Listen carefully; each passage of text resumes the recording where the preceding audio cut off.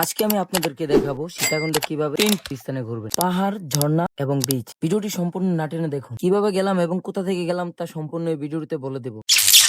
Hello everyone, আসসালামু আলাইকুম। আপনারা সবাই কেমন আছেন? আশা করি আলহামদুলিল্লাহ ভালো আছেন। আজকে আমরা সীতাকুণ্ডের উদ্দেশ্যে রওনা হই এবং আমার সাথে আছে মাহিন এবং অন্যদিকে আছে খালাতো ভাই নাহিদ। আমাদের প্রথম যাত্রা শুরু হয় কসবা রেল স্টেশন থেকে। রাত 12টায় আসা মহানগর এক্সপ্রেসের জন্য অপেক্ষা করতেছিলাম। হঠাৎ দেখা হয় যে কিছু পুরনো বন্ধুদের সাথে, কারণ ওরাও ট্যুর যাচ্ছে, ওরা হচ্ছে কক্সবাজার ট্যুর যাচ্ছে। অনেকক্ষণ ওদের সাথে সুন্দর কিছু সময় কাটানোর পর আবার সে অপেক্ষার বহর মহানগর এক্সপ্রেস ট্রেনের জন্য। দীর্ঘ কিছুক্ষণ অপেক্ষা করার পর মহানগর এক্সপ্রেস কসবা 30 মিনিট লেট করে আসে এবং আমাদের যাত্রা শেষমেশ শুরু হয়। ট্রেনের ভিতরে উঠতে না উঠতে খালাতো ভাই ওসমান কল দিতে, ওসমানের সাথে কথা বলতে বলতে আমরা চলে আসি কুমিরা রেল স্টেশন। কসবাতে ট্রেনটি আসতে 30 মিনিট বিলম্ব হওয়ায় আমাদেরকে কুমিরা রেল স্টেশন আসতেও কিছুটা দেরি হয়। ভোরের আলো ফোটার আগে আমরা সিএনজি নিয়ে সীতাকুণ্ড বাজারের উদ্দেশ্যে রওনা হই। সীতাকুণ্ড বাজারে পৌঁছানোর পর প্রথমে আমরা সকালের নাস্তাটা সেরে ফেলি। সকালের নাস্তা শেষ করে আমরা একটু অটো রিক্সা নিয়ে চন্দ্রনাথ পাহাড়ের উদ্দেশ্যে রওনা হই।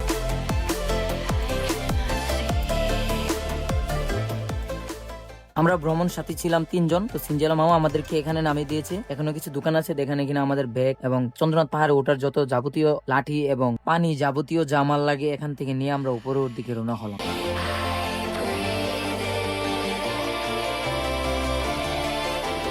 আর আপনাদের একটা কথা, এখানে কিন্তু অনেকেই ভুল করে, যে বামের যে রাস্তা এটা দিয়ে আমরা উপরে যাব না, আমরা যেমন ডানের যে রাস্তা ওটা দিয়ে। আমাদের ভ্রমণ সাথীদের পূর্বের কোনো পাহাড় হাইকিং এর অভিজ্ঞতায় না থাকায় আমাদের একটু কষ্ট হচ্ছিল।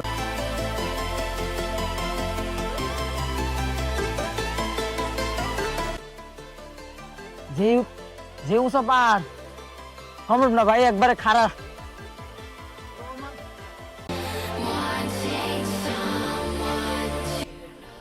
কি ভাইরা, সীতাকুণ্ড আসবা না? আসো আসো, অনেক মজা সীতাকুণ্ড, আসো, না আসলে বুঝবা না। কিছুটা উপরে ওঠার পর একটু পর পর এই ছোট ছোট দোকানগুলো পড়বে আপনাদের সামনে, যেখানে কিনা বসে একটু আপনারা রেস্ট করে আবার উপরে ওঠার জন্য ট্রাই করতে পারেন। এবং আমাদের সাথে একটু পর পর ঢাকার কিছু ভাই ব্রাদারের টিমে যুক্ত হয়। ওদের সাথে কথা বলতে বলতে আমরা প্রথম মন্দিরে চড়াই এসে পড়ি। তো এখানে আমরা রেস্ট করে আবার দ্বিতীয় মন্দিরের উদ্দেশ্যে রওনা হই। আমরা এখন কোথায়? সীতাকুণ্ড।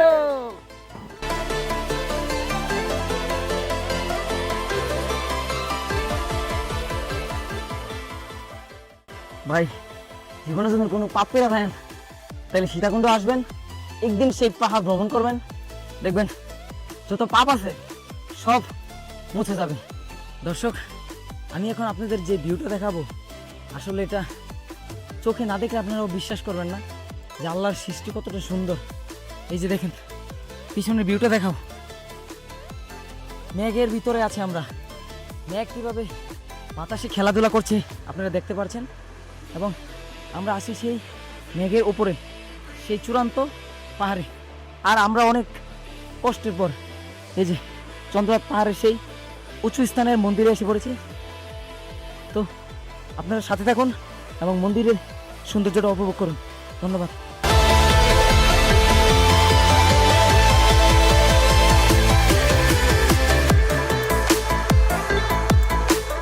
গাইস, উপরে ওঠার সময় আমাদের সাথে ঢাকার কিছু ভাই ব্রাদার ছিল এবং নিচে নামার সময় আবার নতুন আরেকটা টিম আমাদের সাথে যুক্ত হয়। এবং আমাদের নিচে নামাটা সবচেয়ে বেস্ট মুহূর্ত ছিল। অনেক এনজয় করতে করতে আমরা নিচে নামি।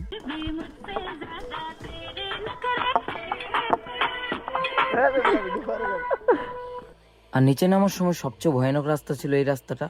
এটা যদি একটু আপনি ভুল করেন তাহলে আপনার জীবনের মাসুল দিতে হবে এখানে। সর্বশেষ কঠিন পথ পার হয়ে আমরা নিচে যাই। নিচে গিয়ে একটি সিনজি ভাড়া করি শস্ত্র দ্বারা 2 ঝর্ণার উদ্দেশ্যে। আর গাইস, আরেকটা কথা আপনাদেরকে বলতে ভুলে গেছি, আমরা নামার সময় আমাদের সাথে ঢাকার যে ভাই ব্রাদার গুলার পরিচয় হয়েছে, ওরা আমাদের সাথে মিলে সেই ঝর্ণার উদ্দেশ্যে রওনা হয় এক সিনজিতে। সিনজি থেকে নেমে আমরা ঝর্ণাতে প্রবেশ করার জন্য টিকিট কেটে নিই। আমাদের জনপ্রতি টিকিট রাখা হয়েছে 80 টাকা করে। প্রথমে আমাদের বুট দিয়ে এই লেকটি পার করতে হবে ঝর্ণাতে যাওয়ার জন্য, তাই আমরা সবাই বুটের জন্য অপেক্ষা করি। দীর্ঘ কিছুক্ষণ পর বুট আসে এবং বুট আমাদের সেই ঝর্ণার কাছে নিয়ে যায়। সর্বশেষ আমরা সেই কাঙ্ক্ষিত ঝর্ণার দেখা পাই। এই ঝর্ণা ও আল্লাহর সৃষ্টির এক চমৎকার নিদর্শন। পাহাড়ের বুক চিরে এই ঝর্ণার সৃষ্টি আল্লাহর সৃষ্টির সুন্দর আরেকটি উদাহরণ। ঝর্ণাতে আমরা অনেকক্ষণ এনজয় করে এবং গোসল শেষ করে আমরা বুটের জন্য অপেক্ষা করতেছিলাম এবং আমাদের জন্য বুট এসে পড়ে। আবার আমরা বুটে করে চলে যাই সিনজির কাছে এবং সিনজিতে চলে যাই আমরা সীতাকুণ্ড বাজার। সীতাকুণ্ড বাজারে আমরা দুপুরে খাওয়া দাওয়া শেষ করে আবার রওনা হই গুলিয়াখালী বিচের জন্য। সীতাকুণ্ড বাজার থেকে গুলিয়াখালী বিচ সিনজি স্ট্যান্ড আসার পর আমরা হেঁটে হেঁটে চলে যাই গুলিয়াখালী বিচের সেই মেইন স্থানে। আর যদি এখন বৃষ্টির দিন থাকতো তাহলেও কিন্তু আমাদের হেঁটে যাওয়া সম্ভব ছিল না, আমাদের বুট নিতে হতো, কারণ এখন বৃষ্টির দিন না, তাই আমরা হেঁটে যেতে পারতেছি। যারা বৃষ্টির দিনে আসছে তারা বলতে পারে যে এখানের অবস্থা কিরকম থাকে।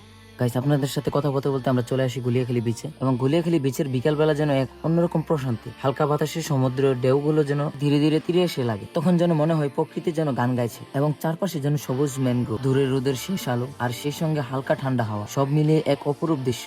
যারা একবার বিকেলবেলা গুলিয়াখালী বিচে গিয়েছে তারাই জানে এখনো সূর্যাস্ত মানে শুধু বিনোদনের শেষ নয়, বরং এক মুগ্ধতার শুরু। আর সবচেয়ে সুন্দর লাগে যখন পানির মধ্যে গাছগুলোর প্রতিচ্ছবি পর মনে হয় যেন প্রকৃতির নিজের আঁচলে রং মিশিয়ে এক ছবি এঁকেছে। ভিডিওটি যদি ভালো লাগে অবশ্যই একটি লাইক, কমেন্ট, শেয়ার করে পাশে থাকবেন। এবং ভিডিওটি লং হয়েছে, আমি চেয়েছি আপনারা ট্যুরে আসতে কোনো সমস্যা না হয়। তো ধন্যবাদ সবাইকে ভিডিওটি শেষ পর্যন্ত দেখার জন্য। আজকে আমার ভিডিও এই পর্যন্তই। ভিডিওটি যদি ভালো লাগে অবশ্যই একটি লাইক, কমেন্ট, শেয়ার করে পাশে থাকবেন। এবং এই ট্যুরের প্রতিটা মানুষকে এবং প্রতিটা মুহূর্তকে মিস করব।